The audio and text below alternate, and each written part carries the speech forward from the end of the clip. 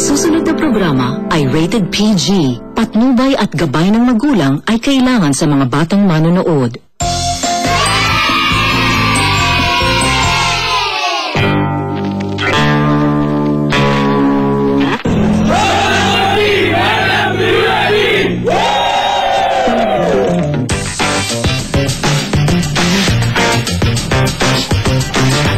Sa paglipas ng panahon, patuloy na nagbabago ang itsura ng mga bisikleta, sabay sa pangangailangan ng mga tao. Katulad na lang ng mga folding bikes na ibibida sa atin ngayon ni Kuya Mark Allende. Good morning mga kapochi! Good morning! Good morning! Alright, and you are with the United Folding Bikers. Say hi guys! UFB! As you can see, iba-iba po yung klase. May maliit, merong 14-inch, merong 20-inch, merong very unique design. Ang mga bisikleta ay mainam na transportasyon dahil kumpara sa ibang sasakyan, madali lang itong dalhin. Hindi pa ito nagbubugan ng usok na nakakadagdag sa global warming. Global warming ang tawag sa kondisyon ng ating mundo kung saan magkakaroon ng pagbabago sa karaniwang klima natin. Nagiging mas mainit o di naman kaya mas malamig, mas madalas na tag-init at mas madalas na tag-ulan. Nagdudulot ito ng masamang epekto sa ating mga kapaligiran. Paano nga ba natutupi ang folding bikes? Ano mo? Ayan, tingnan mo isang ganyan, isang fold, number 1, fold here. And number 2, another fold here. So, dalawang fold. So, nakadalawang fold na tayo. Ilalabas lang natin. Ganyan. Ngayon, Kuya Mark, papagawa natin kay Kuya Miggy paano unfold yung bike na to. Okay?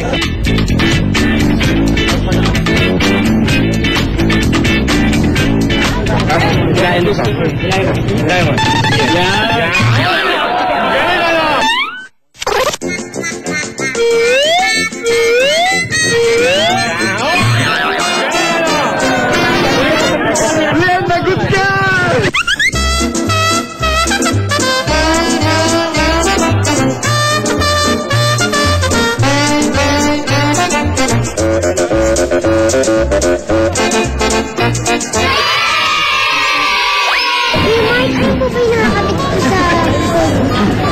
Medyo marami, no?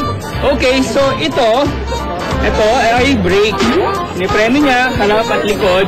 At the same time, change niya, binabago niya yung gear kung bibilis o babagal, gagaang o bibigat. Kasi ang pagbibisikleta, maraming klaseng kalsadang dinadaanan, di ba? May pataas, may pababa. Tapos ito, ang tawag dito ay cyclometer. Para siyang relo, binibigay niya sa'yo yung distance tsaka yung speed ng pagbibisikleta mo. Pindutin mo to, please. Yan. Hornet, ang ginagawa nito, busina. Napakalakas niya para yung mga kotse na dinadaanan natin, alam nila pag dadaan tayo. Kasi pag magbibisikleta, medyo delikado. So, importante na malaman ng ibang sasakyan na dadaan na tayo, mag-overtake tayo, tatawid tayo. Pag pinindot mo dito, maingay, lumalabas yung tunog dito. At syempre, meron pa! Alam mo ba kung ano to? Ano to? Flashlight. Pag gabi, madilim, kailangan natin ilagay siya ngayon. Yun, di ba? Ngayon kasi tinanggal natin dahil maaraw naman, di kailangan ng flashlight, tinago ko muna. Pero mamayang gabi, madilim, may flashlight na tayo. So if you can see, steady light siya. Pag pinress mo pa siya ng isa, magbiblink siya. Ba't natin kailangan? Para po kasi pag malayo yung mga motorista, yung mga kotse, mas madali para sa kanila na ma-identify na yung dumadaan ay bisikleta at hindi pedestrian o iba pang sasakyan. Ibang klase itong bike ni Kuya Mila.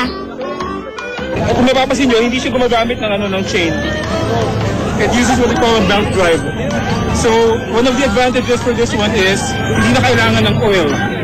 And another beautiful thing about this kind of folding bike is when you're standing in a crowded place like the MRT, you can just do this.